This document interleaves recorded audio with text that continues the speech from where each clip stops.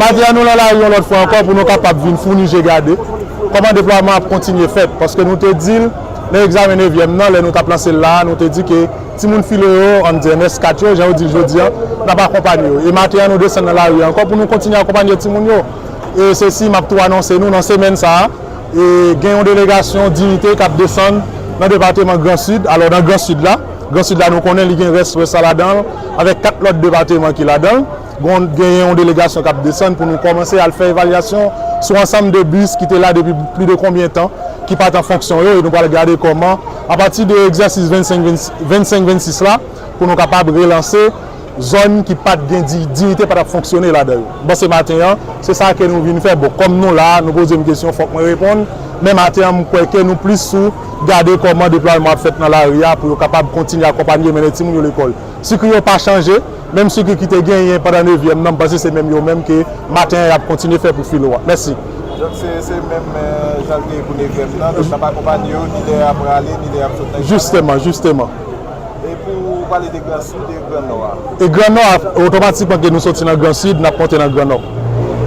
Il y a des gens qui t'ont attendu après bus qui tourne neuf, ah non, bus qui neuf, il y a 3 bagages pour nous faire. 1, il faut que les mécaniciens aient une formation avant. 2, il faut que les chauffeurs aient une formation. 3, il faut qu'ils marquent. Nous ne pouvons pas mettre dans la rue sans que les mécaniciens aient une formation, sans que les chauffeurs aient une formation. Et c'est comme ça que toujours fait dans la dignité. Les gens de nouveaux bus qui viennent, il faut que les chauffeurs aient une formation pour être capables de piloter plus bien. Ah, donc c'est moderne que les bus qui sont là. Justement. Merci. D'accord. Téléspectateurs internautes Radio-Télévision Caraïbes, spécialement 22 live. Bonjour, bonsoir, dépendamment de l'heure côté quoi regarder. Non, jeudi, c'est lundi 14 juillet 2025, classe philo. Nous dans le lycée Oasis l'Aventure qui est situé dans le 75. Nous venons assister qui genre examen si là, lui-même il a déroulé et gagné pour permettre que activité qui permet que l'examen lui-même de dérouler dans toute égalité. J'ai que regardé là, ça c'est entré, c'est élèves qui a entré, qui a entré sur la cour pour être capable de suivre instruction, à savoir et téléphone pas la donne. Examen toujours qui prend petit poule, mais téléphone pas la donne comme ça fait plusieurs années depuis que élèves l'école, surtout si qui parle dans l'examen, prend le plaisir toujours utiliser le téléphone dans la salle d'examen. C'est une raison qui fait que vous mettez les gens dans la cour pour rappeler que le téléphone pas là dedans. Toutefois que vous même utiliser le téléphone, il faut probable pour vous capable éliminer. Alors nous-mêmes nous sous place dans le lycée Oasis l'Aventure, Jean que nous avons regardé les disposition élèves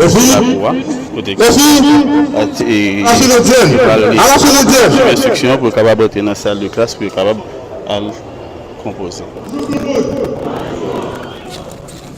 Et avant tout, moi c'est Dardy Georges, directeur lycée Oasis Aventure, côté de Louis. Je dis à ce jour J pour que nous soyons capables de respecter tout ça que nous avons appris pendant 9 mois dans un pays difficile. C'est avec plaisir que nous recevons ici. Et permettez que nous avons des paroles, nous parlons comme ça. Depuis les proposés de lycée Oasis Aventure, pour passer parce que ici c'est un arbre. C'est un arbre. Oui, je sais. Le lycée Oasis Aventure est un arbre, comme vous pouvez le constater, c'est le temple du savoir. Toutefois, on a passé 2 petits consignes là qui sont plus intéressants pour nous. Et si toutefois, quel que soit le candidat qui n'est pas prêt pour y appliquer le principe ça, ou en face responsable central, ou en face ministère de l'Éducation nationale. Premier principe là, première condition, aucun élève, généralement aucun élève, généralement quelconque, pas capable de pénétrer une salle d'examen avec un téléphone. Quel que soit, bâti utiliser le téléphone, non. Une différence entre utiliser le téléphone et entrer à téléphone. Nous devons entrer à téléphone, nous ne pouvons pas utiliser. Mais nous dit pas entrer dans la salle d'examen avec. Depuis entrer dans la salle d'examen avec le téléphone ou sujet de l'élimination. Pas entrer dans la salle d'examen avec le téléphone. Même directeur n'est pas capable d'utiliser le téléphone pendant l'examen, sauf en cas de besoin, si vous nécessitez pour faire appel à la ministre de l'Éducation nationale. Ni les surveillants, ni les superviseurs, ni et puis nous finissons consommer whatever, et ça que nous conservons à notre poubelle. Et nous ne pas rentrer dans le lycée tout ça. Je vous respecte. Ces compatriotes, c'est même là avec nous, notre recevoir notre pourquoi lorsqu'ils mangeaient, pas quitter Fatra. Ok, sous de ta part. Merci aussi pour toutes les bénédictions, nous sommes l'objet. Dieu, trois fois saint. Ces élèves qui sont ici présents, ils ont traversé une année extrêmement difficile et leurs parents ont consenti de grands efforts, j'essaie afin qu'ils puissent être là. Nous te demandons d'être avec eux. Nous sollicitons présence sur tous ces lieux afin que les élèves soient capables de restituer tout ça qui ont été appris. Nous prions grâce Seigneur. Nous ne te prions pas en fonction de nos œuvres méritoires, mais nous te prions ainsi au nom de Jésus. Et écoutez encore, l'autre consigne, lycée a fonctionné en deux lèvres. Il y a espace ça, il y a derrière. Tout élève qui c'est SES, il y a 4 salles pour SES, ou pas besoin d'occuper ou de bâtiment ça, ou à orienter derrière. C'est là SES. Côté nous ne pas faire pour l'autre salle derrière. Il va faire. Ok. SES derrière. Nous 5 minutes pour que nous cherchions salle côté que nous y a. Si vous parlez salle ici, on est mis derrière. Et ok. Bonne chance, bonne journée à vous tous. Et voilà, chers téléspectateurs, internautes, radio-télévision, car Jean que nous avons annoncé déjà. Et directeur de l'école, directeur du lycée Oasis, l'aventure lui-même, il était réuni les élèves dans la cour avant même qu'ils entrent dans la salle de classe pour lui donner quelques instructions, à savoir téléphone pas la donne. Et lui-même dit que même professeur, même directeur de l'école n'a pas accès, pas de droit pour utiliser le téléphone dans l'espace là, de façon à ce que pour capable d'expliquer clairement que le téléphone est strictement interdit dans la salle d'examen. Alors nous, sur place, nous allons regarder pour nous être capables de faire quelques petits parler ensemble avec quelques élèves. C'est normal pour nous stresser parce que depuis l'examen l'État, il faut que ça, même si nous préparons quand même, mais il y a toujours un petit stress parce que la frustration est là. Après ça, moi, c'est nous, fiche nous là, mais nous prenons à composer. Bon, l'année a été déroulée très bien parce que zone par nous, l'école nous pas de camper. Tout le monde est très bien, tout le monde passe très normal. Philosophie avec chimie. Oui. Et donc, dites-nous, comment moral là, il y a parce que nous faisons une année, après nous qui peut traverser le quartier, comment ça y est? Est-ce que nous sommes prêts pour l'examen? Oui, nous sommes prêts pour l'examen, mais nous sommes stressés pour l'examen d'État. Stressé pour qui ça? Non, juste, ça fait normal pour nous stresser. Pas de monde qui va composer, mais va avoir stress. Est-ce que tu préparé ou pas? Nous sommes pour nous proposer la matin. Oui, nous sommes d'abord 46. Moi, je suis d'abord 36. Bon. Donc, après, nous, combien de points nous avons besoin pour nous passer l'examen? Sur combien de points en tout l'examen a terminé? Bon, on a besoin de 950. Oui, 950 points. C'est combien de points?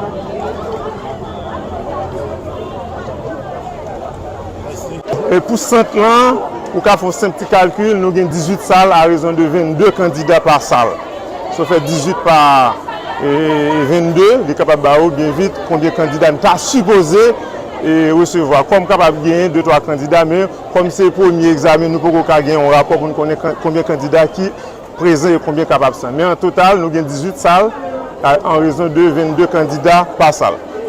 C'est une sorte de restitution de principe ministère de l'Éducation nationale passé dans tout centre d'examen. Nous sommes capables de responsable ministère de l'Éducation nationale dans la conférence de presse. Côté était strictement interdit, principalement téléphone. Ça, c'est un problème qu'il y a dans l'examen baccalauréat en Haïti.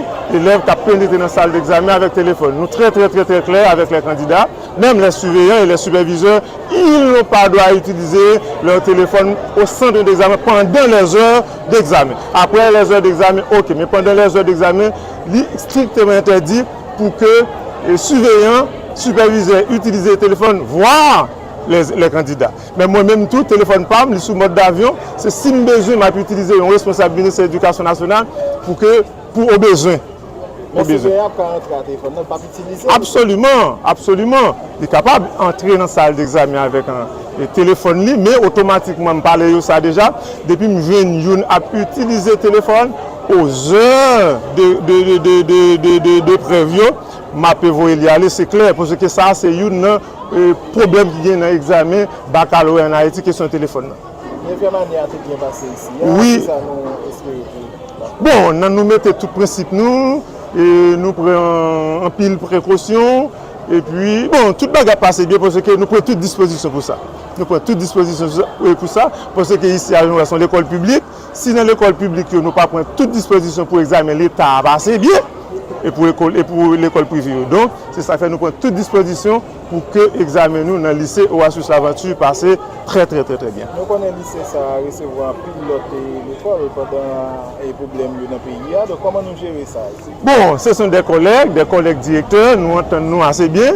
Et là, nous pas travail, nous faisons au travail, lycée Marie-Jeanne, et lycée Toussaint l'Ouverture, École nationale République de l'Équateur, il y a 2 vacations. Nous créons façon, nous entendons ces collègues à collègues, nous avons une situation difficile. L'objectif c'est que nous ne pas quitter nous passer année pour que nous pas joindre et pour ne pas perdre l'année. Et heureusement, nous pas perdre l'année, tout examen passe bien. Nous disons Dieu merci pour ça. Moi, je dis que Simon qui compose ici, ils souvent passé. L'aime dit nous souvent passé, c'est une stratégie. Parce que moi, je dis ici, ils sont avliés. Son lieu de bénédiction. Mais en même temps, je dis samedi, depuis un élève ou utilise le téléphone, il a sanctionné parce que nous dit, et suivant ça, ici, nous ne pas venir pour imposer candidat. Parce que nous ne pas venir pour favoriser. Le job, c'est surveiller le candidat, ce n'est pas surveiller pour les responsables, c'est surveiller le candidat. Donc, c'est ça que nous dit c'est un havre, son lieu de bénédiction, son espace public lié. Nous sommes capables de recevoir tout le monde. Depuis l'élève a été préparé, on va venir restituer toutes sortes à apprendre pendant l'année académique. C'est normal pour lui passer. D'accord. Non, c'est? Non, pas M. Dadi Charles, c'est directeur du lycée Oasis L'Aventure. D'accord.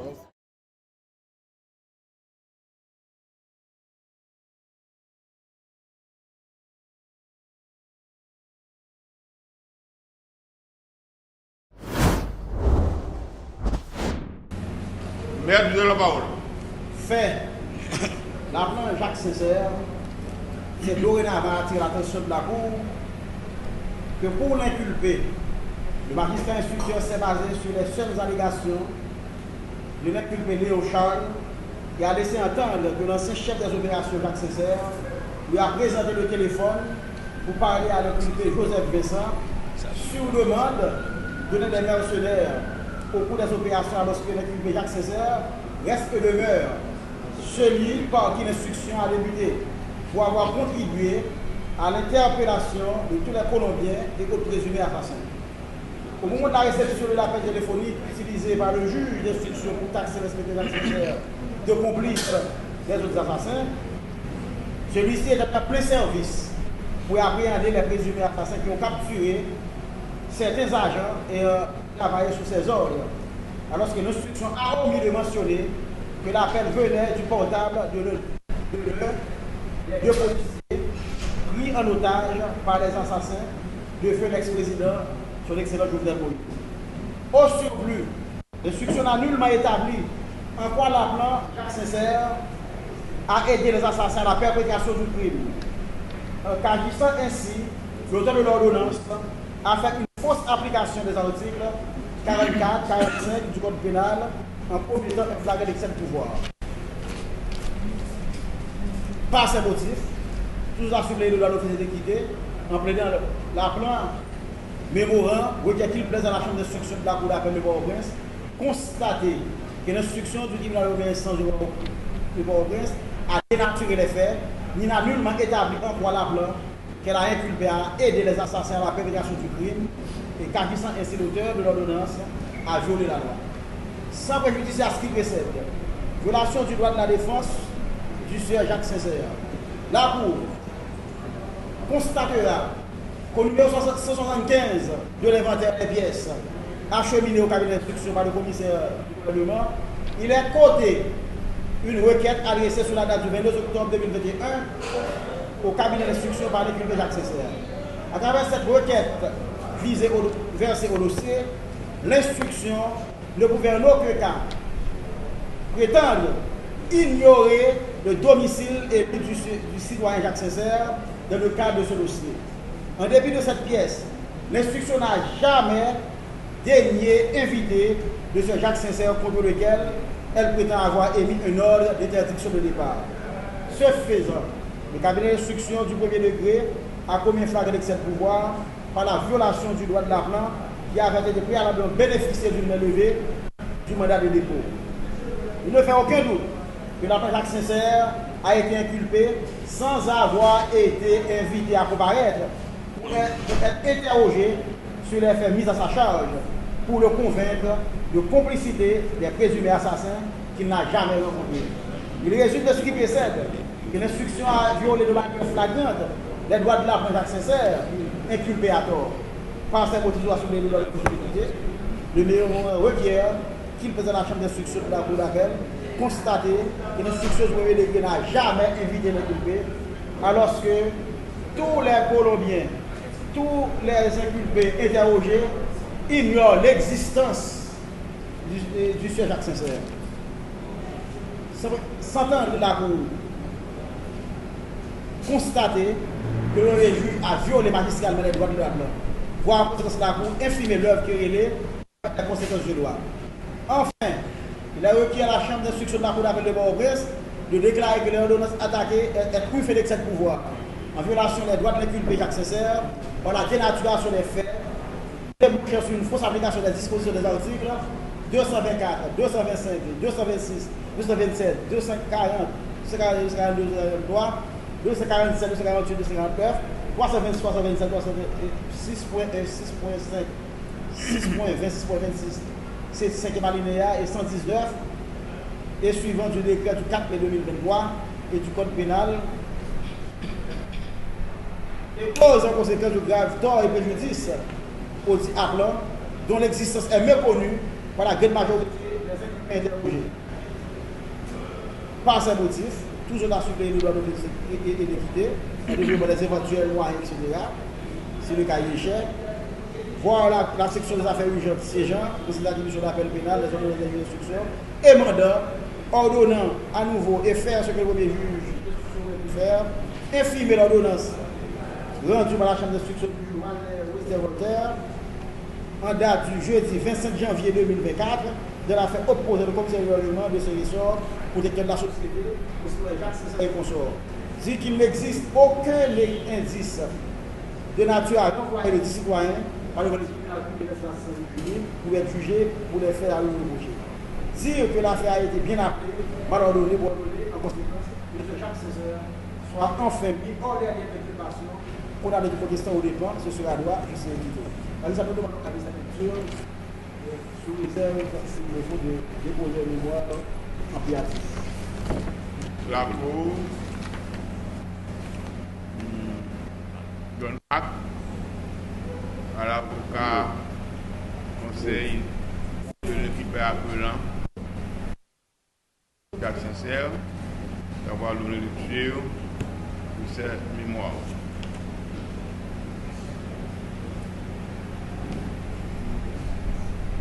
Merci infiniment de permettre.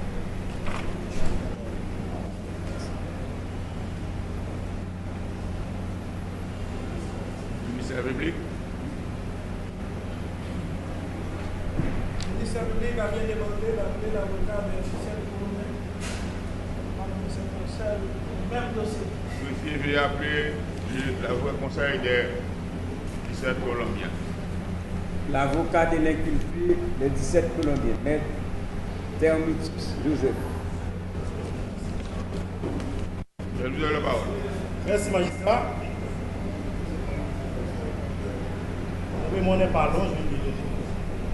Et où dit M. Termitus, on l'appelle, lit mémoire en faveur des Colombiens, les 17, particulièrement les nommés Francisco Eladio, Olivier Ochoa, Juan Carlos Cepes, Victor Albeilo Pineda, etc., relativement au dossier du président Jovenel Moïse, opposant le ministère public et les équipes de l'ordonnance du juge Walter Voltaire, juge d'instruction du tribunal de première instance de Port-au-Prince, avec l'assistance du greffier Eric H. Simons le 25 janvier 2024. Après maintes démarches et demandes du consulat de la Colombie en Haïti en faveur des Colombiens, surtout ceux n'ayant pas assez de moyens financiers pour payer le service d'avocat honoraire dans le dossier, après avoir été au ministère de la Justice et de la Sécurité publique pour solliciter de l'assistance légale gratuite, démarche que le consul a qualifiée de sans succès, par commission du bâtonnier de l'ordre des avocats de Port-au-Prince.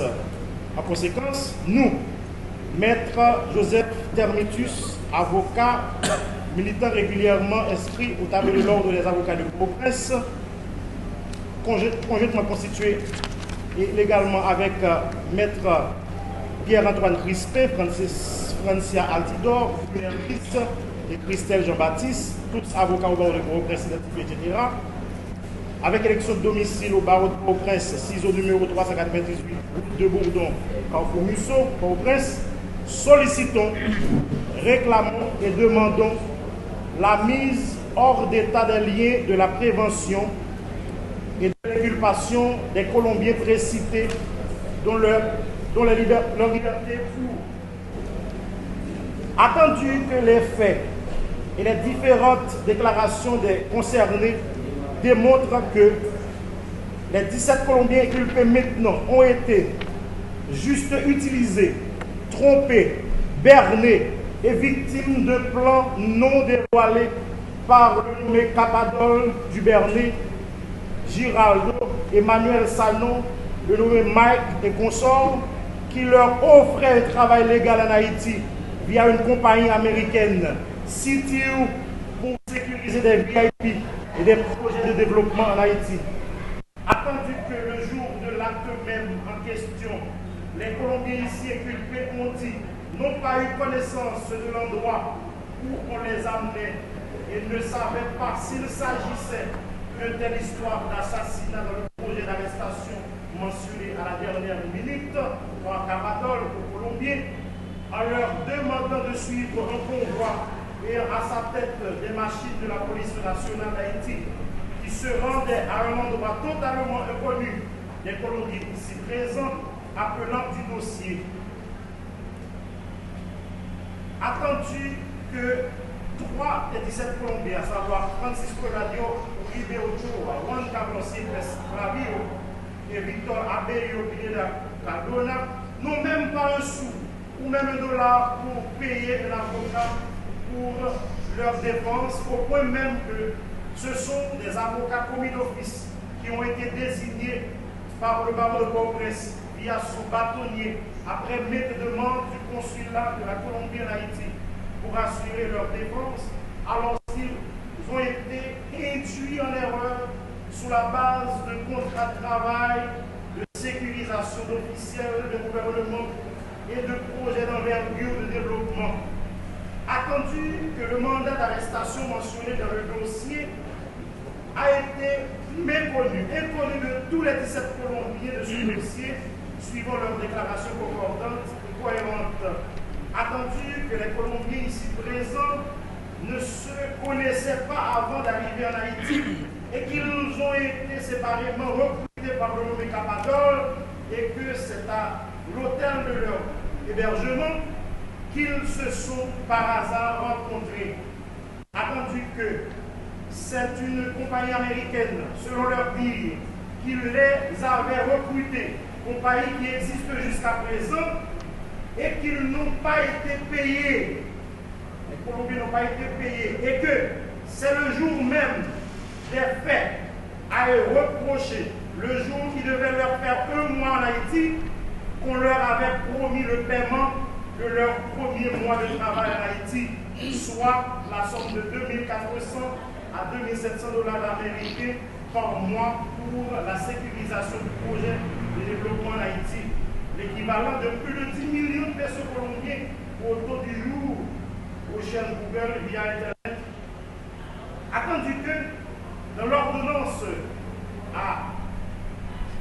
on a reproché des faits de complicité aux 17 Colombiens et qu'ils ne peuvent pas être complices d'un acte sans l'intention et la connaissance de l'acte à commettre, et que s'il ne soit clair pour eux qu'ils vont commettre ou aider à commettre un acte répréhensible comme le veulent les notes doctrinales se trouvant au bas de l'article 45 du Code pénal haïtien, annoncé par Maître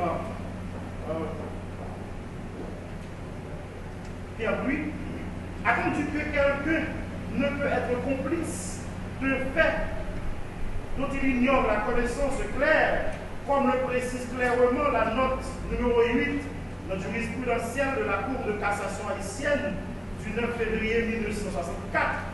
En ces termes, pour constituer un fait de complicité, l'aide ou l'assistance doit avoir été donnée avec connaissance à l'auteur du délit.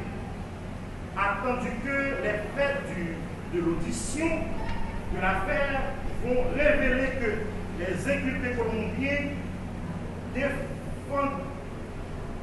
défendus par nous ne se connaissaient pas avant et ne faisaient pas partie d'une bande qui accomplirait des forfaits au fait de séparer les bénéfices.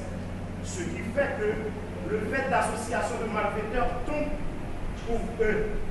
Attendu que les inculpés colombiens, appelant, ne peuvent être complices de vol ni de vol à main armée pour manque de preuves et du fait caractérisé de non-intention et surtout de preuves matérielles.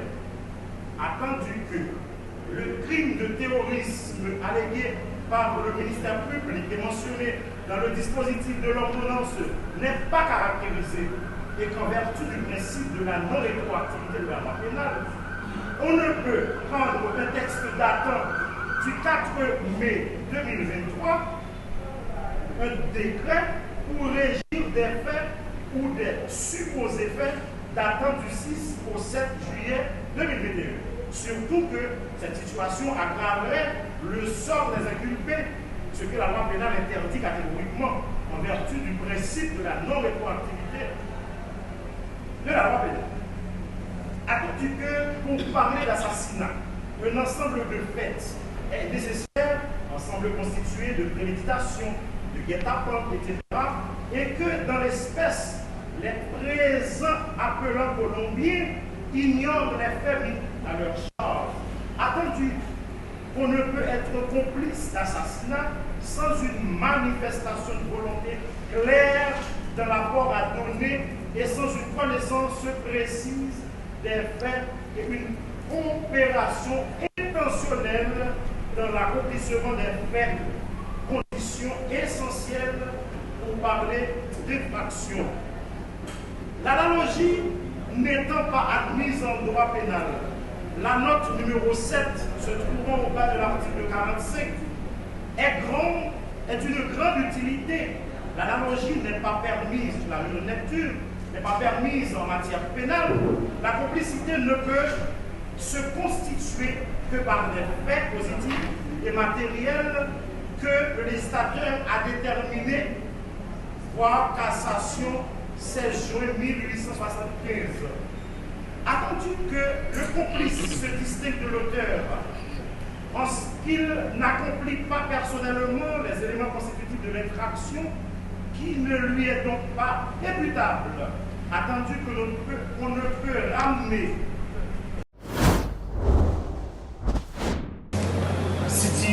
Federal Academy, à M. Antonio Andriano.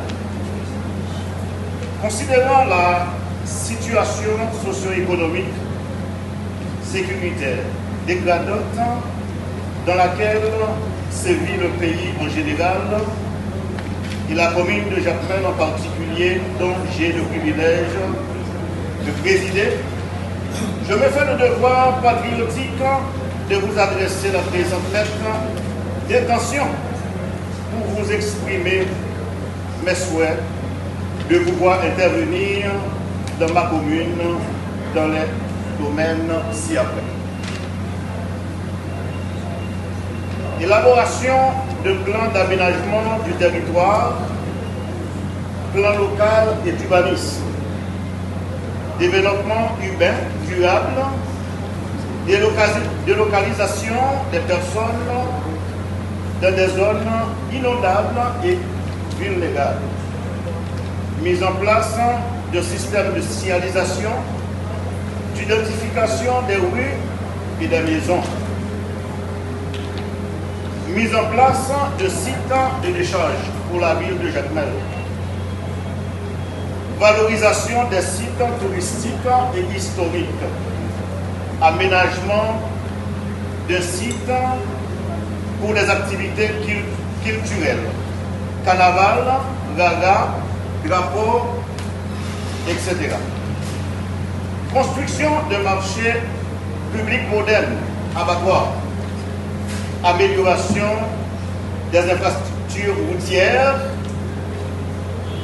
formation académique pour des jeunes leaders, surtout dans le domaine du changement climatique et la lutte pour la sauvegarde de la biodiversité, agrandissement de l'aéroport.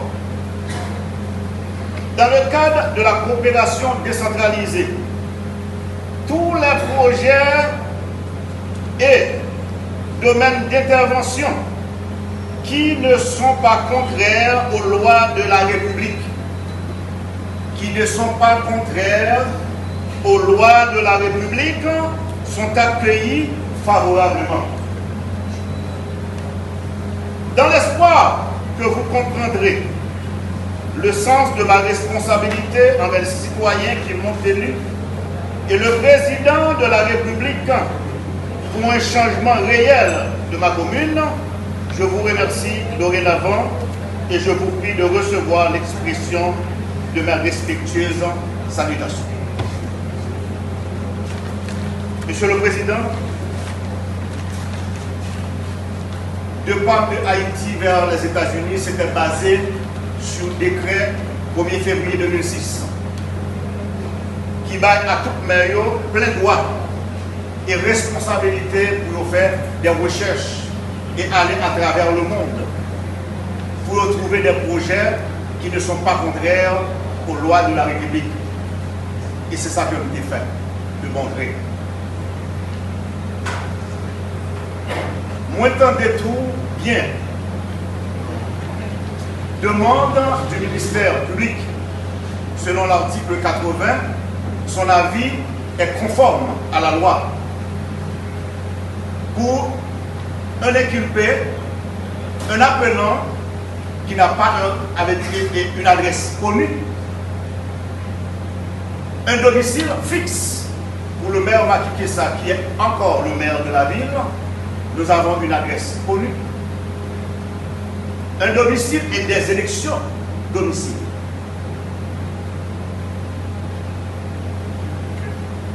Une fois de plus, selon les pactes internationaux relatifs aux droits civils et politiques, il donne encore à l'inculpé le droit, si l'inculpé peut prouver qu'il sera disponible à leur jour et date, s'il y aurait des jugements, il sera présent. Sur ce, encore, je voudrais vous dire, j'étais élu maire aux environs, disons, à peu près de 5000 citoyens votants.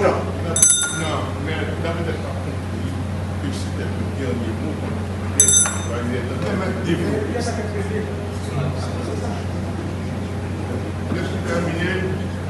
Et nous soumettre à dans le bureau là.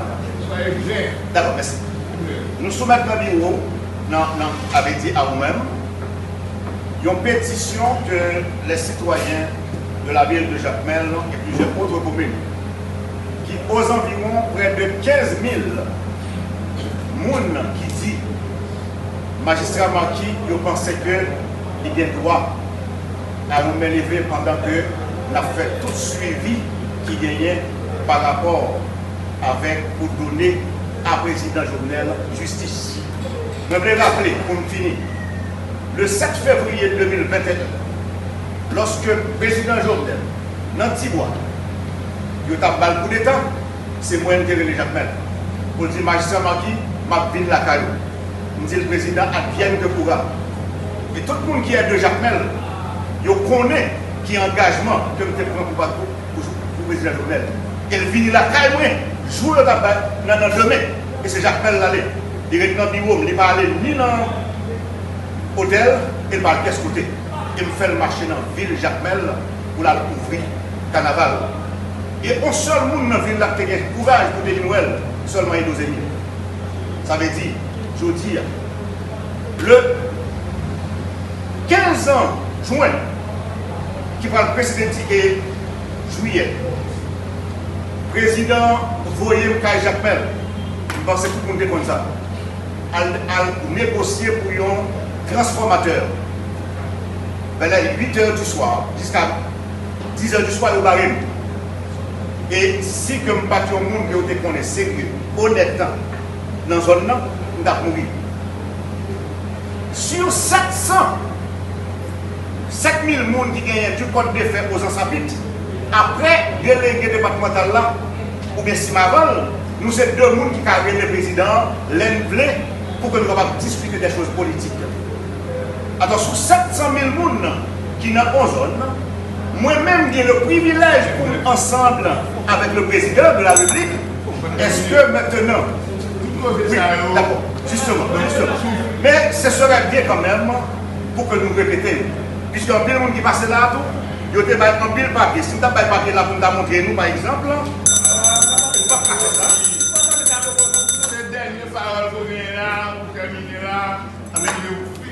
merci. Et encore une fois de plus, moi j'ai réitéré encore sous demande avocat qu'il te plaise par rapport avec mes levées qui est capable de servir et encore ce sera justice et quoi. Merci. Je vais noter qu'après l'intervention de maître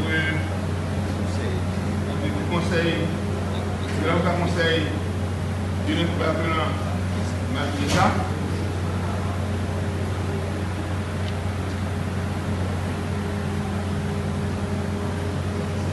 le prévenu m'a pris ça avec la parole en dernier et a fait le dossier de ce nom.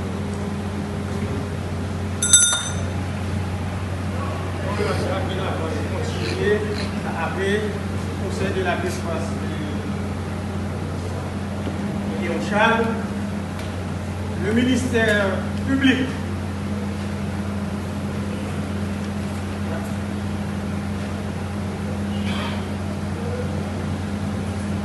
À cette phase, le ministère public.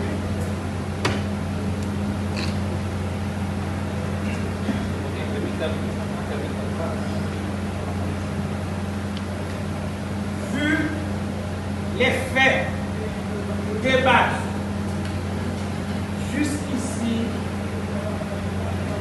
et à travers les différentes audiences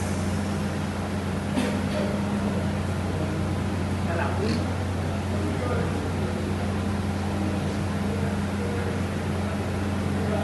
déclare n'avoir aucune objection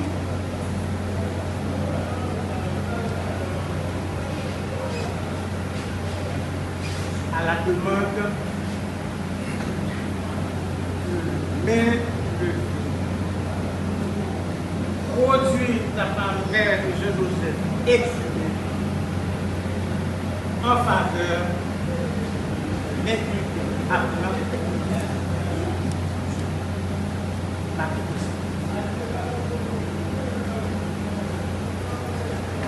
nous dans la poursuite.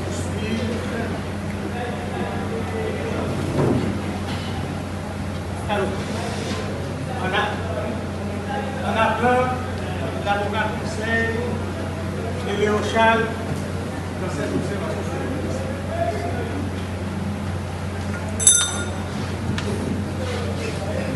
L'avocat du Conseil de la Défense, Léon Charles. Monsieur le Président, Monsieur le Président, Monsieur le Président, au stade où nous sommes, des observations sommaires, permettez que je produise des remarques d'ordre particulier d'abord et d'ordre général. Les remarques particulières concernent l'inculpation qui frappe et mon client les concernant par le biais de l'ordonnance de l'instruction. D'abord, nous combattons le fait qu'il ait été interrogé, comme cela a été lu au moment de la lecture des mémoires, qu'il ait été interrogé alors qu'il était un haut fonctionnaire de l'État et alors que les articles 398 et suivants du Code d'instruction criminelle précisent les conditions dans lesquelles les hauts fonctionnaires de l'État peuvent être interrogés par un juge quelconque et notamment par le juge d'instruction. En effet, l'article 398 du Code d'instruction criminelle indique très clairement et explicitement que les hauts fonctionnaires de l'État ne pourront jamais être interrogés. Et cette formulation du législateur ne permet aucune exception et surtout, puisqu'il s'agit de la procédure pénale, ne permet pas que la personne en question puisse y renoncer. Non informé de cette subtilité, M. Léon Charles a été entendu. Mais il a été entendu alors que jamais on lui a fait, les juges ne lui ont jamais fait valoir qu'il pouvait bénéficier des articles 398 dessus. Donc, toutes les déclarations qui ont été produites et toutes les interrogations qui ont été faites par le Charles, l'ayant été en violation de la loi, sont des procès-verbaux et des minutes qui sont nulles, qui ne peuvent être retenues parce qu'elles ont été en violation des articles 398 et suivants du Code d'instruction. Parce que ces auditions ont eu lieu durant l'année 2022 et au début de 2023. Ce n'est qu'en décembre 2023 que le Conseil des ministres, exerçant les attributions présidentielles, a émis une ordonnance permettant qu'un certain nombre de hauts fonctionnaires, parmi lesquels Léon Charles, soient entendus par le juge d'instruction. Suite à cette ordonnance, M. Léon Charles, par le biais de son avocat, a écrit tant au commissaire du gouvernement qu'au juge d'instruction, leur disant qu'il était prêt à se présenter devant eux, tout en respectant la procédure prévue, cette fois-ci, aux articles 403 et 404, qui concernent les hauts fonctionnaires de l'État accrédités à l'étranger. Les magistrats, savez-vous que malgré cette ordonnance et malgré cette correspondance, M. Léon Charles n'a jamais été convoqué, n'a jamais été interrogé, ce qui aurait pu donner une allure de régularité aux interrogatoires qui auraient été produits sous l'empire de cette ordonnance de décembre 2020. Ceci n'a jamais été fait. Donc tout ce qui concerne toutes les déclarations de nous qui ont été, j'allais presque dire, extorquées par le juge, en dépit et en violation des articles 398 et suivants, sont nuls et doivent être réputés inexistants et non écrits en vertu, encore une fois, du des dispositions de l'article 398 qui dispose que ces hauts personnages ne pourront jamais être entendus sans l'ordonnance du président de la République. Et qui précise pour ceux qui sont accrédités à l'étranger, la procédure, quelle est-elle, que le juge indique les questions auxquelles cette personne doit répondre, que cet état de questions soit transmis au ministre de la Justice, que ce ministre de la Justice désigne la personne qui recevra cette déclaration, que cette déclaration soit faite à l'écrit, déposée dans un pli clos et cacheté et renvoyée à l'ordonnance. Telle est la procédure fixée par le Code d'instruction criminelle, telle est la procédure qui a été ignorée par le juge d'instruction. Voilà pourquoi on doit écarter tout ce qui concerne les déclarations de l'État. Ceci pourrait suffire à l'écarter et à le renvoyer au dernier de la révolution. La deuxième remarque, et qui flète en sa faveur, est que ces droits, en tant que personne, en tant que citoyen, ont été violés. Parce que, à supposer qu'il ait été bien entendu, il a été entendu comme témoin. Or, c'est en lisant l'ordonnance qu'il se retrouve inculpé. S'il le savait, il aurait organisé sa défense. Or, le pacte international sur les droits civils et politiques, la Convention américaine sur les droits civils et politiques, la Constitution haïtienne proclame tout que celui qui est accusé doit être au courant des accusations portées contre lui de façon à ce qu'il puisse organiser sa défense dans un temps raisonnable. Jamais aucune accusation, ni de la part du commissaire du gouvernement, ni du juge d'instruction, n'ont été notifiées à Léon Charles. C'est en lisant l'ordonnance du juge d'instruction qui se retrouve que ces droits de la défense ont été violés. On ne peut pas venir comme témoin et se réveiller comme accusé. Si jamais le juge d'instruction avait quelques suspicions à son égard, il aurait dû demander un réquisitoire supplétif au maître de l'action publique qui est le commissaire du gouvernement. Ne l'ayant pas fait, il a contrepassé ses droits. Et le commissaire du gouvernement, à ce moment-là, aurait demandé un réquisitoire supplétif. Maintenant, vous pouvez l'instruire. Et à ce moment-là, il aurait dit à Léon Charles, je ne vous entends plus comme témoin, je vous entends désormais comme accusé. Et à ce moment, M. Léon Charles aurait su comment organiser sa défense, comment mesurer ses propos de manière à ne pas se tromper.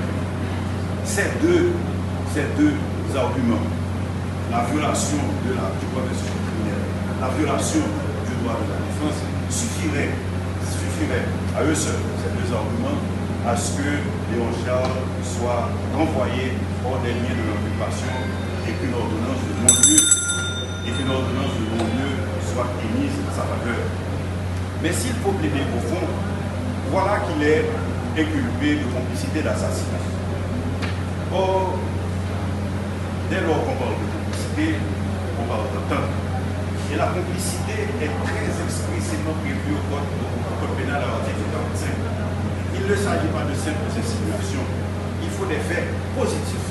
Et la jurisprudence haïtienne, nous l'avons lu dans le mémoire, la jurisprudence haïtienne est très constante et ne varie pas sur ce point. Il faut des faits positifs, soit de provocation, des faits positifs de promesses, des faits positifs d'assistance. Où sont les promesses? Où sont les provocations?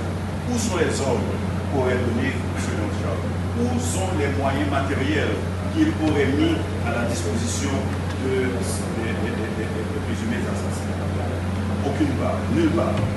On se contente de l'insinuation de défenseur des droits de l'homme. Or, quel est le statut de ce défenseur qui a expérience pour ne pas le nommer? Est-ce qu'il est un officier de police judiciaire? Non. Est-ce qu'il est un juge d'instruction? Non. Est-ce qu'il est un commissaire de police? Non. Est-ce qu'il était même témoin oculaire des faits qui se sont déroulés? Non.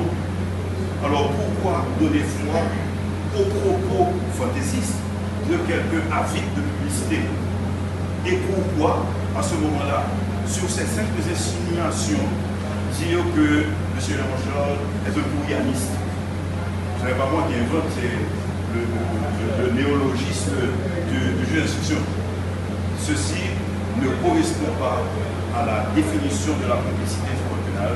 Ceci est une façon de fuite en avant et ceci est une violation du code pénal dans l'article 45 du code pénal.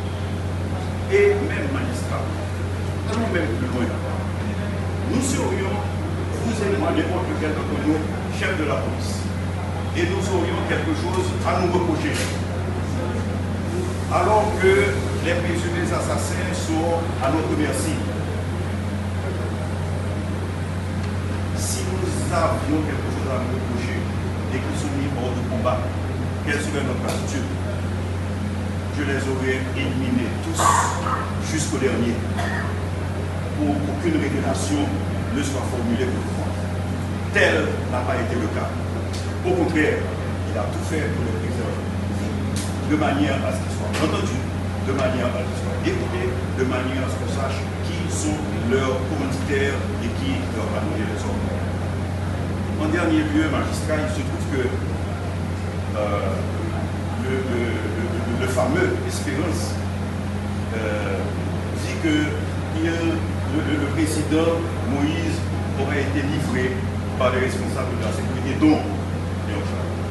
Alors il faut s'interroger sur la responsabilité de Léon Charles dans l'organisation de la sécurité présidentielle. Or, les hauts fonctionnaires qui travaillent au Palais national, c'est-à-dire le Premier ministre et le secrétaire général du Conseil des ministres, ont dit que le chef de la police n'a rien à voir avec la sécurité présidentielle, que cette sécurité est organisée par un coordonnateur de la sécurité présidentielle et que même le chef de la police n'a rien à y voir.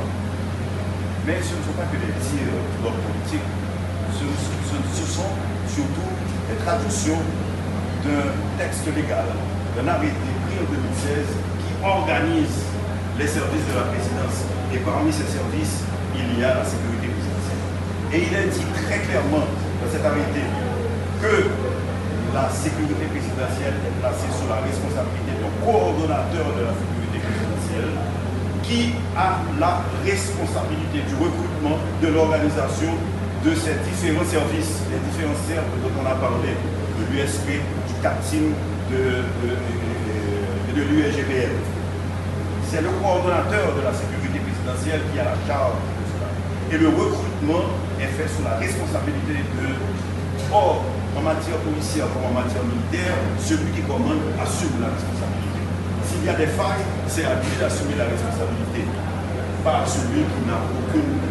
Sinon, magistrat, tout chef de la police de n'importe quel pays serait responsable de tous les crimes qui se commettent sur son territoire. Non, tel n'est pas le cas. Chacun, comme on dit en langage vulgaire, que chacun prenne son pâturage de façon à ce que tout le monde ne se marche pas sur les pieds. Donc, voilà pour les remarques. Je vais conclure. Voilà les remarques qui, de point de vue particulier, plaident en faveur de l'ordonnance de non-lieu pour M. Léon Charles. Je dirais, je serai très bref sur les remarques générales, puisque je chassais les conclusions du ministère public qui requiert qu'une nouvelle instruction soit prise dans son ensemble. Sauf que il faudra, magistrat, que vous regardiez les inculpés l'un après l'autre, dans un gros compact et homogène. Chaque inculpé a sa part de responsabilité et Léon Charles à la sienne. Deuxièmement, parce qu'il nous faut comprendre parce que c'est la résulte de complot. Comment ce crime a-t-il été commis? Il faut répondre à 3 questions. Qui, comment, pourquoi? Or, il se trouve que beaucoup de ces commandants, parce qu'il y a 3 fantômes qui ont régné dans ce prétoire. Le CTU, le Triago, etc. Donc, il se trouve que certains d'entre eux n'ont pas été coupables. Parce que lorsque on dit ils ont été condamnés, mais à partir de quels documents? Ils ont été condamnés à partir de quels aveux? Ils ont été condamnés à partir de quelles preuves? Il y en a d'autres qui n'ont pas plaidé coupable et dont le procès aurait dû avoir lieu en septembre. Or, ce procès a été renvoyé pour mars 2026. Et vous savez pourquoi, magistrat? parce qu'il fallait communiquer à la défense 2,5 millions de textes, messages, d'emails et autres fichiers pour que les avocats de la défense puissent prendre de ces 2,5 millions de fichiers. Donc, il faut que les instructions ne soient pas parallèles au sens géométrique du terme, c'est-à-dire deux droites qui ne se rencontrent jamais. Il faut qu'elles se rencontrent quelque part. Donc, d'une façon, il faut que l'instruction haïtienne puisse avoir accès également à ces 2,5 millions de textes pour savoir justement d'où venait, quelle est cette machination qui a donné lieu au drame du 6 juillet 2021. Donc, c'est ce que nous demandons. Parce que sinon, il est trop facile que le juge d'instruction dise non bis in idem pour ne pas savoir ce qu'ont fait ceux qui ont été emmenés, je ne dis pas extradés, ceux qui ont été enlevés vers l'extérieur. Non bis in idem. Alors, magistrat, vous ne ferez pas la même erreur. Cette fois-ci, je reprends l'expression non bis in idem. Ne faites pas la même erreur. Non bis in eodem ero. Merci.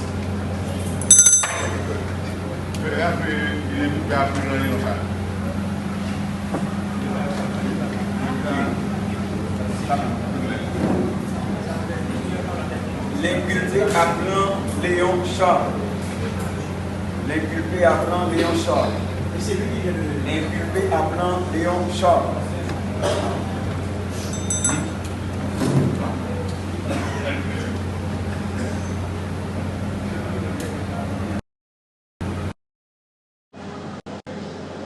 Après l'intervention,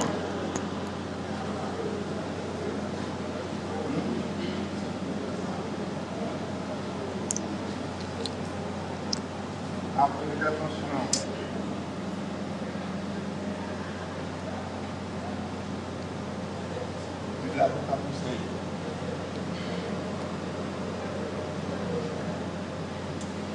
De l'inculpé appelant Léon Charles.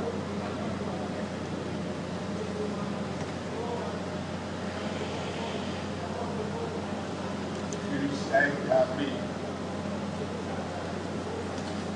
par la Cour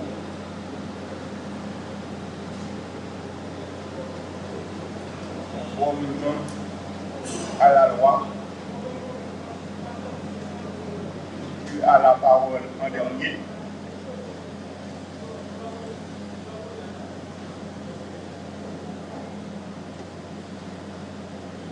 La Cour constate et prend acte de la parole conduite à l'appel. Et en conséquence, la Cour ordonne la poursuite de l'instruction.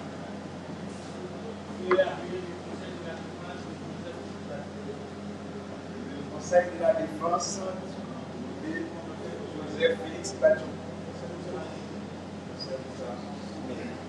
Merci au président et distingué. Je dois constituer la proposition.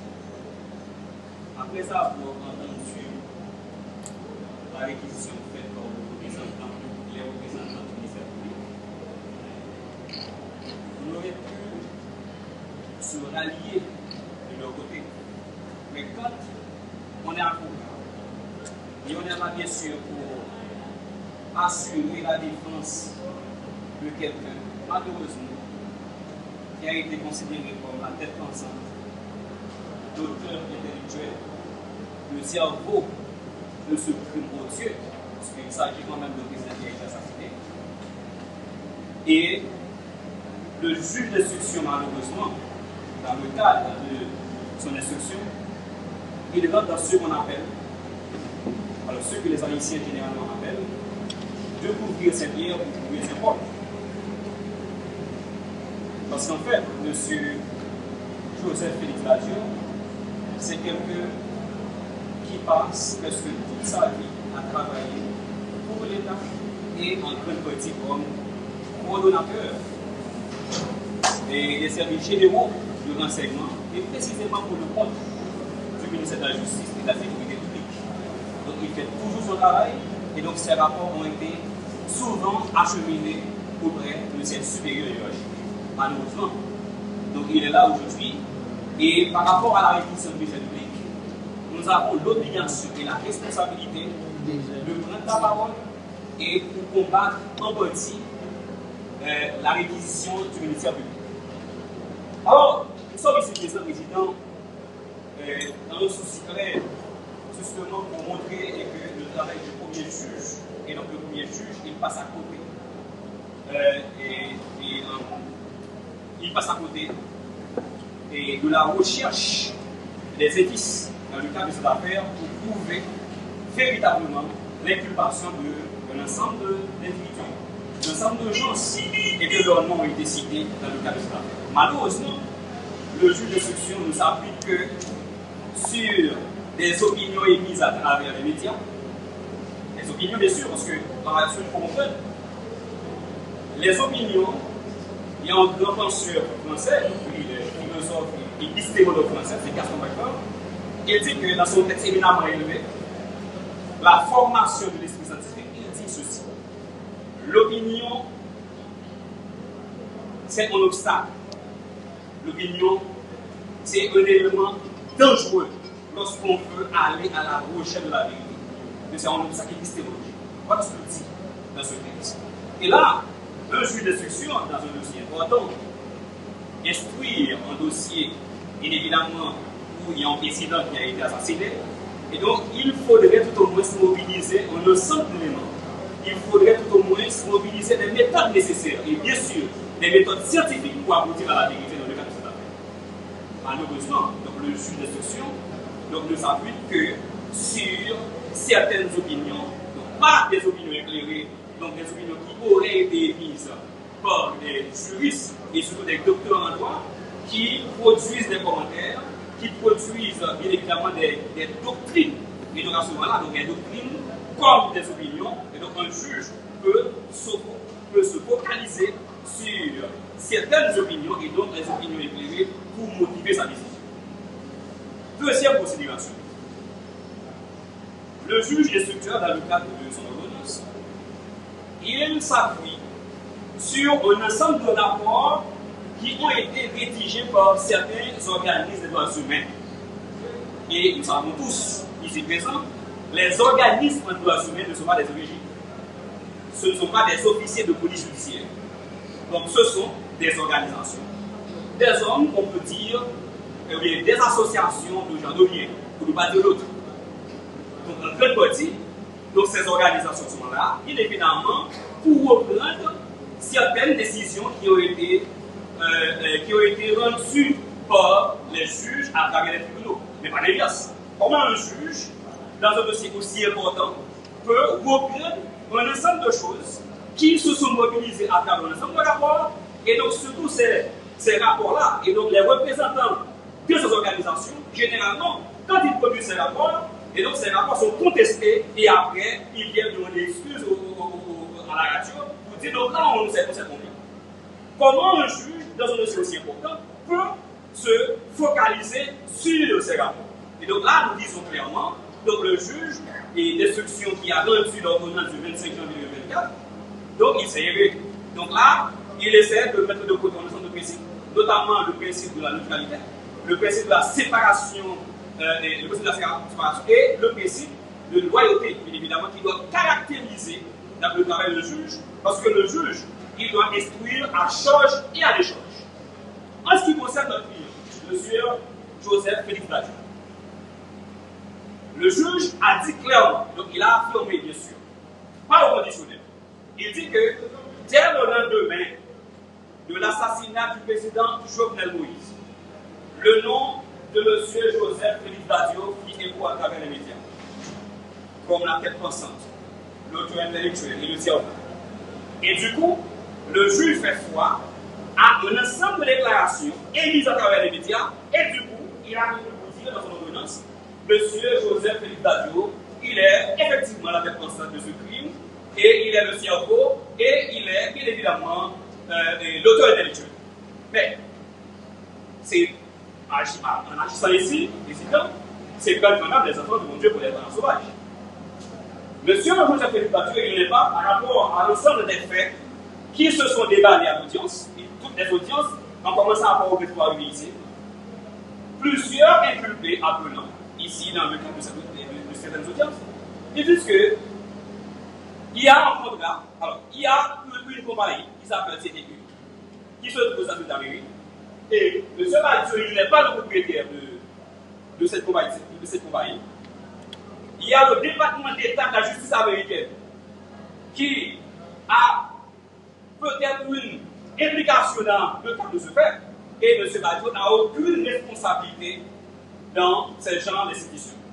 Comment peut-on considérer un homme pareil et quelqu'un qui a servi l'État pendant toute sa vie comme étant quelqu'un qui en même temps essaie d'utiliser son pouvoir, donc les moyens qu'il a à sa disposition, pour comploter contre le président?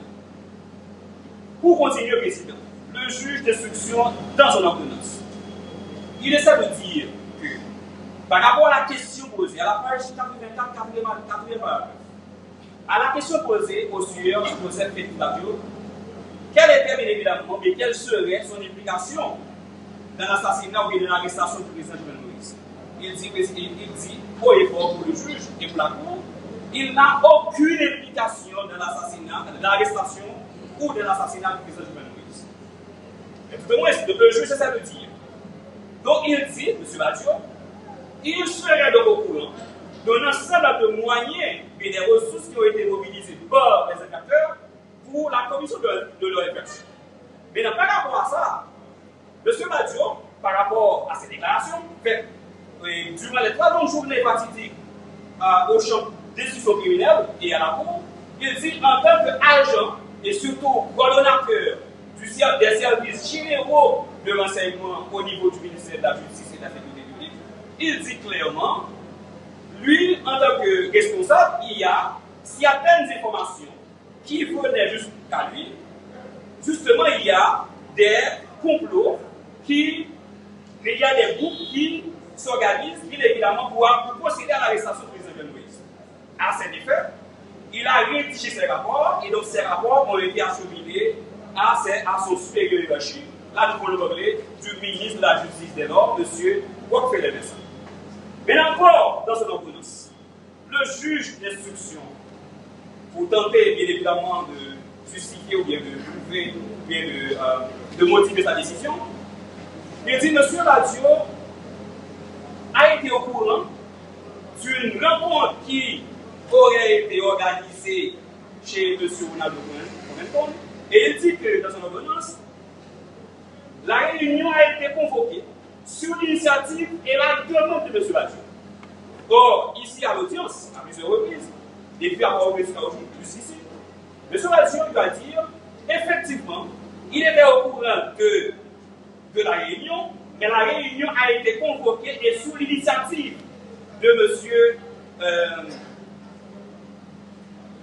Jean-Marie Gilbert. Alors, Marie Gilbert. Donc, lui, effectivement, il est au courant de la réunion, mais dans le cadre, durant tout le déroulement de cette réunion, le nom du président Jovenel Moïse et encore moins le projet de son assassinat ou de son arrestation a été évoqué. Donc, dans ce cas, donc, le juge d'instruction, il s'est terré, bien évidemment, tout à l'heure. Dernier point pour moi, personnellement, pour finir. Parce que mon confrère a continué. Non, quelques secondes. Nous pouvons plus. Quelques secondes. Non, il va plus les quelques secondes. Oui, quelques secondes. Non, quelques secondes. Non, président, quelques secondes. Président,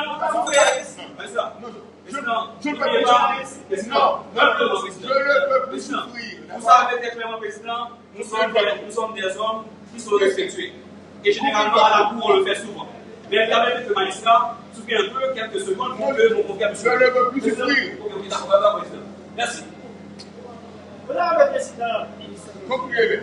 Je suis à l'intervention de mon frère, l'échange médiatique, soupçon opinion publique, nous vous demandons de bien vouloir planer au-dessus. Madame le Président, et je vais la conclure. Notre Félix Badiou est pas devant la cour aujourd'hui. Parcourant toute l'ordonnance, nous avons pu constater écho, clameur publique, et des appels téléphoniques avec le docteur ministre Ariel Henry. Donc, au moment de le président, le droit est mathématique. Le droit est la science du bon sens. Donc, ici. Je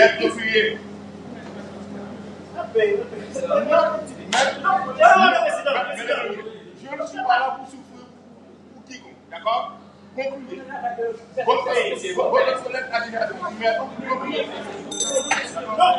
Président, nous devons en appeler. Selon l'ordonnance, aucune infraction n'est pas constituée pour que Joseph Félix Badjo soit ici. Nous demandons à la Cour de bien vouloir tenir compte de notre observation sommaire, de l'acte d'appel, que notre requête en élevé du mandat d'écoute et enfin nos mémoires. Donc nous espérons que la Cour va prendre le temps qu'il faut analyser pour bien comprendre avant de prendre une décision. Et une décision en faveur de monsieur Joseph Félix Badjo. Merci. Je vais appeler tout le pays appelant Joseph Félix Badjo. L'inculpé appelant Joseph Félix Badjo.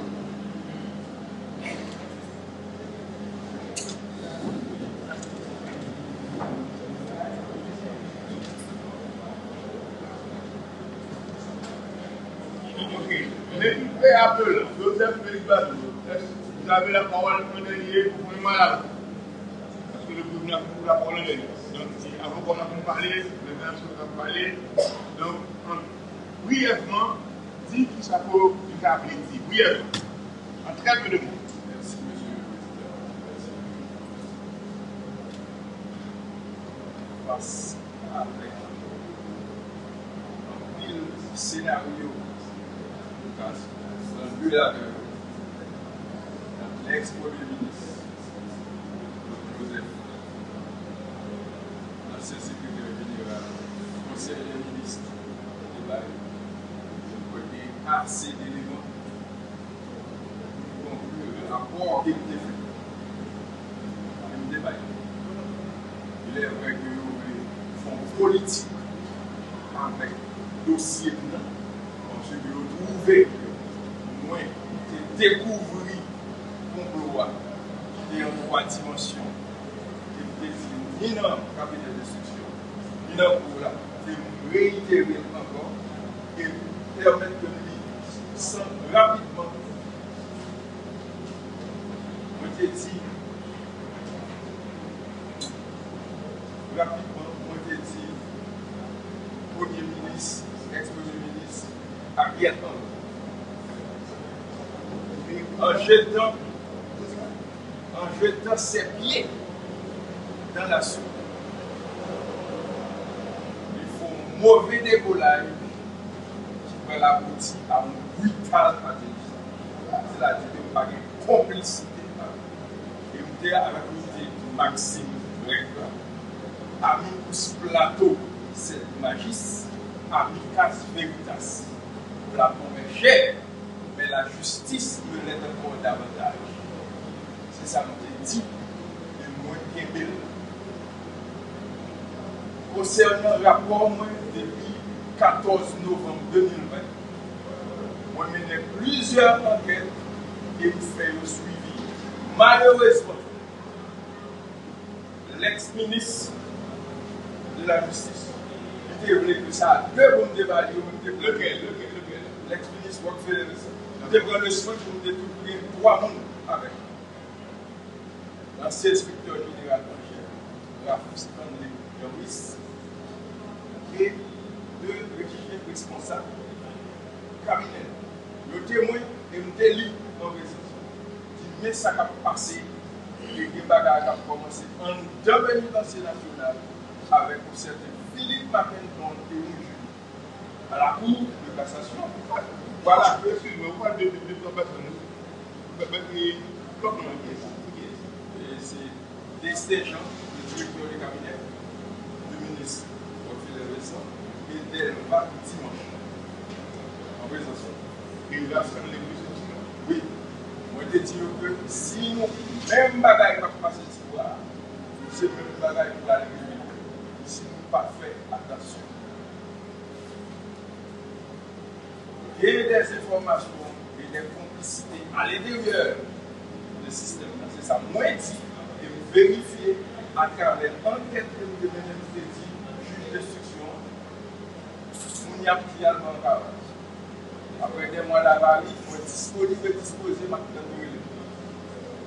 Ce qui n'a qu'à fait jusqu'au scénario, mais tu as vu la vie. Même des un juge d'instruction, des CSPJ, pour dire, mais on va parler, mais qui ont pas ça l'américaine, moi, je pourrais bien avec une pour parler. J'aime entendre jusqu'à date, par exemple, quelle avis avec une mais les charges médiatiques là, on continue. Moi, j'étais disponible et disposé. Les situations arrivées à me dire exactement. Et toi, vous, quand vous menez un dossier, il a préparé et c'est ça qui est fait. Il y a un grand pouvoir. On ne va pas comme ce cerveau, pour me prendre pourquoi on a longer avec le jeu. De 23 ans, on a 58 ans, on ne va pas comme ça. Il n'y a pas qu'un dossier dans la justice. Il n'y a pas un patron, il n'y a pas un blanc, il n'y a pas un boss dans le pays. Il y a des cloches. Et je répète, on est là. Moi, dans une situation très difficile, de temps en temps, il y a des monde, de temps en temps, il y a des attaques, il y a des policiers transférés, et on connaît des gens faits pour assassiner. Au début, il y avait 3 caméras, après, on vit extrêmement difficile. Par exemple, un cas médecin pour gérer la situation, peut-être que les abdominaux fini, pour il y a une dialyse pour tomber plus moi je venais. Et ça gagne, la possibilité de souffler dans tout ce on aime souffler avec la cause depuis des mois, des années, et c'était Ariel qui est médecine. Moi, je demandé de la Cour pour faire droit à des mois pour nous capables de prendre soin de c'est dans le pays moyen. C'est là où c'est là où mourir. Et je crois que nous ne pouvons pas enliser nous dans la voie de la raison par rapport avec la histoire. Nous sommes disponibles et disposés tout ce qu'on a fait concernant le président Jovenel Moïse et les rapports là de tous côtés. Et les rapports sont encore là. Ça me dit.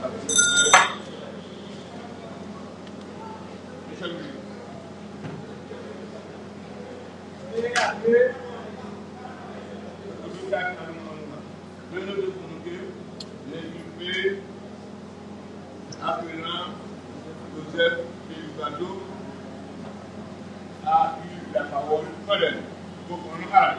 Monsieur,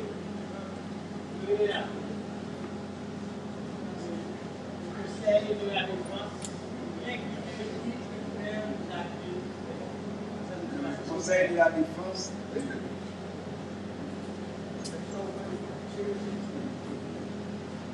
Honorable Président, distingués membres de la composition, et représentants du ministère public, estimable confrères, la main sur la presse. On dit souvent malheur à celui qui s'aventure mal sur le terrain du droit pénal. Je suis ici pour faire des observations sur l'air, et comme de fait, je vais le faire. D'abord, quels sont, en ce qui concerne lui et responsabilités, quels sont les étapes devant aboutir à l'inculpation de lui et responsabilités? Le 21 septembre 2021, lui et Gonzalez a reçu une invitation au cabinet d'instruction et je l'assistais ce jour-là. Le 23 janvier 2023, il a été invité à se présenter comme témoin. Et le 29 novembre, il a été invité comme témoin. Voilà dans l'ordonnance de renvoi, il a été invité comme témoin, il a été entendu comme tel le 21 septembre. Je l'assistais dans le procès verbal et j'ai signé le procès verbal d'audition. Maintenant, l'ordonnance de renvoi, on voit monsieur lui était consacré devant le tribunal criminel. Il a été inculpé. À quel moment? Il y a dans le dossier aucun mandat d'armée, aucun mandat de comparution, il n'y a aucun procès verbal de carence, ni aucun procès verbal. Maintenant, voilà ce que dit la loi. C'est au bas de l'article 40. Le développement de l'instruction. Au bas de l'article 58. Jurisprudence 4. Il veut qu'une loi. C'est pas de ce que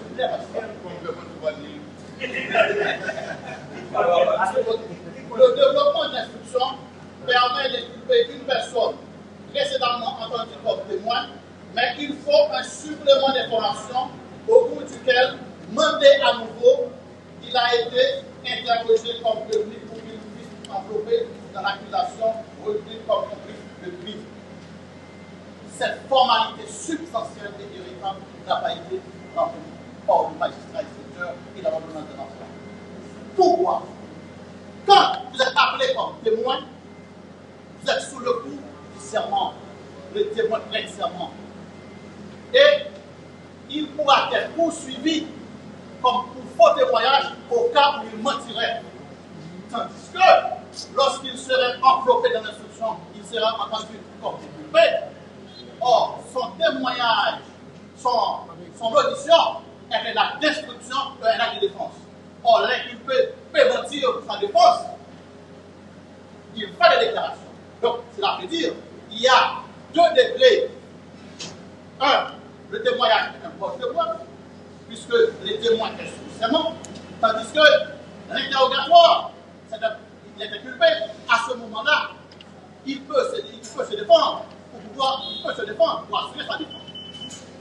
Bon, le pacte international de la sécurité politique dit clairement que celui qui est accusé de fait doit savoir préalablement de quoi il est accusé. Tel n'a pas été le cas pour lui et bien consacré. Voilà les premiers reproches adressés à l'heure du premier jour. Donc, est-ce qu'il a violé la loi? Oui, il a violé la loi, il n'a pas respecté cette forme. Donc, celui qui vous fait croire à des absurdités peut vous faire commettre la possibilité.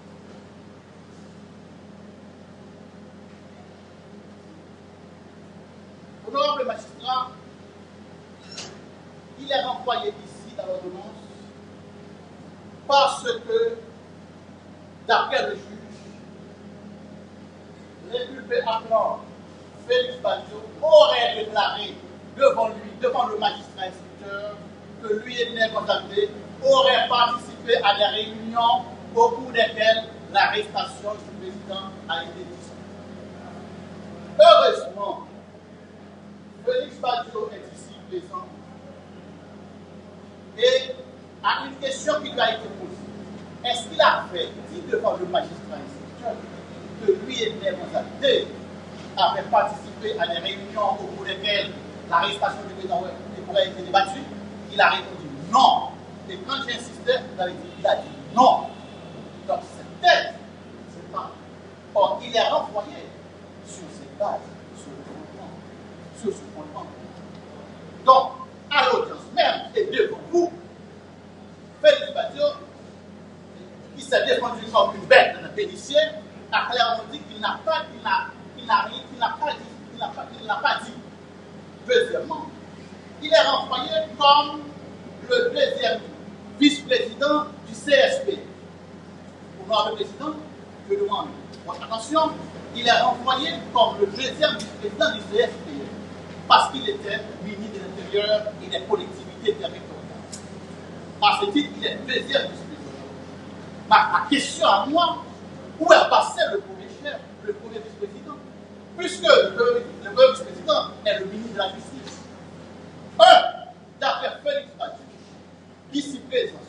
Et il vient toujours de le dire, il a informé le ministre de la Justice de tout ce qui s'est passé. Il travaillait pour lui. Il a des informations de première main, le ministre de la Justice. Deux, ce même ministre de la Justice a des troupes à la disposition. Le ministre de la Justice. Il est chef de la police. Il est chef de la police. Non seulement il est ministre de la Justice et de la Sécurité publique, maintenant, celui qui travaillait pour lui, il est là et il a déclaré par devant ce même magistrat qu'il a envoyé un ensemble, il a acheminé un ensemble de dossiers au ministre de la Justice pour lui expliquer qu'il y a des complots qui tramaient contre le président. Qu'est-ce qu'il a fait lui, le ministre de la Justice? Or, lui, il a des informations. Il est bien armé. Non seulement il y a des informations, mais il a aussi des troupes à sa disposition. Comment se fait-il que ce même ministre de la Justice n'a-t-il pas été renvoyé devant le tribunal répressif? Comment se fait-il que cela puisse arriver? Donc à ce moment-là, je dis qu'il s'agit d'une instruction sélective. En ce qui a trait au deuxième vice-président, il était ministre de l'Intérieur. Il est devenu ministre le 6 avril. Le malheur du pays a 2021. Il a passé 3 mois comme ministre de l'Intérieur. À la fin du mois d'avril, on avait fermé le service d'intelligence puisqu'on avait des projets pour monter un organisme d'intelligence. C'est l'ANI. Et cela s'est produit de concert avec le président. Puisqu'on a pris le décret pour que l'ANI, les renseignements, se trouvent sur le Beau-Chapelle. Donc, le vice-président n'avait pas d'informations de première main, alors que lui, il est renvoyé devant le tribunal répressif. Celui qui avait des informations et des troupes à sa disposition, il est blanchi. Donc, je dis qu'il s'agit d'une instruction discriminatoire et sélective. Donc, les reproches de lui et des condamnés sont fondés sur cette base. Troisièmement, observation, c'est la dernière, il est renvoyé comme complice.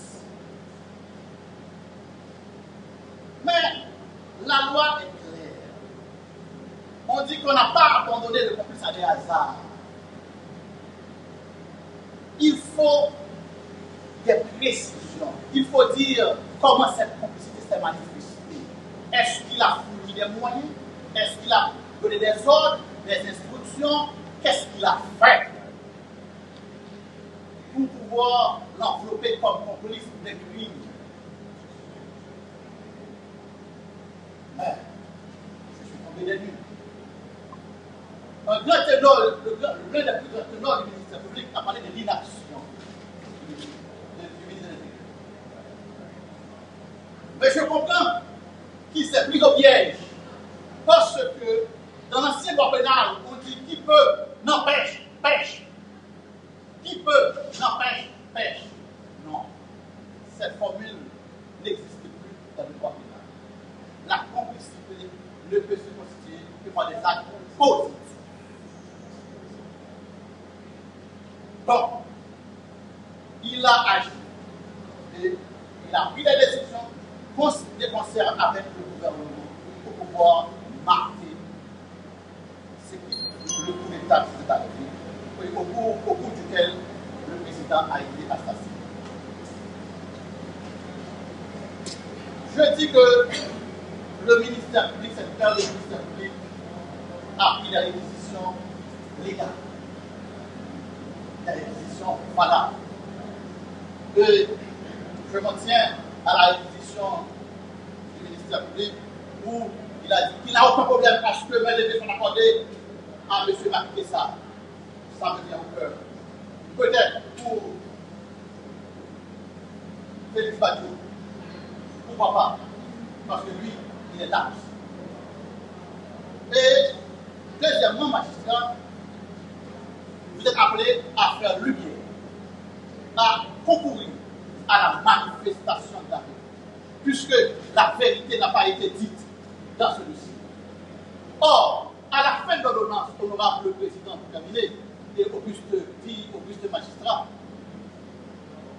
nous devons répondre à 3 questions. Qui a donné la mort au président du pays? Quels sont ceux qui ont donné des moyens pour pouvoir l'assassiner? Quels sont ceux qui ont comploté? Qui a financé ces coups? Qui a fait quoi et dans quelles circonstances? L'ordonnance et la réordonnance que vous aurez à rendre doit répondre à cette question, à savoir la manifestation de la vérité. On vous demande de dissiper les nuages qui planent encore sur ce dossier. Pour en ce qui a trait à lui, nous dirons qu'il n'a rien à voir ni de près ni de loin dans ces dossiers. Il n'y a aucun indice suffisant, ni non pas qu'il n'y a aucune charge. Tout en rejetant le réquisitoire, la réquisition du ministère public, parce qu'il a fait à lui des responsabilités pour son inaction, etc., et pour la déclaration de M. Badjo, et que M. Badjo a déclaré devant vous qu'il n'a jamais fait cette déclaration, et vous l'envoyez hors des liens de l'éducation. Mais si vous voulez, tout dans les films de l'ordonnance, vous voulez qu'il comparaisse devant vous, il ne comparaît pas devant vous, pour vous expliquer toute ça qu'on est du commencement à la fin. Merci, honorable président et membres de la proposition. Je veux faire Louis Edner nous a dit, s'il vous plaît. Inculpé appelant Nous a dit. Edner dit. Inculpé appelant Louis Edner nous a dit. L'inculpé appelant Louis Edner nous a dit. Conformément à la loi,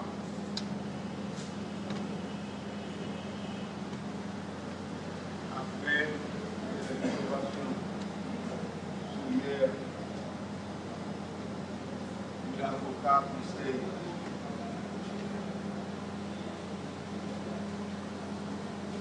de l'inculpé appelant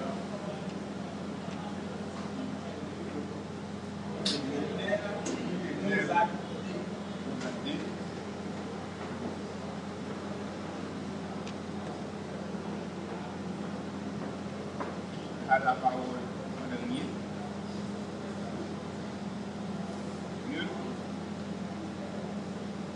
A dit par son absence.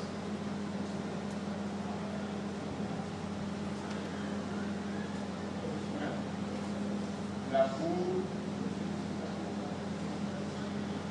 constate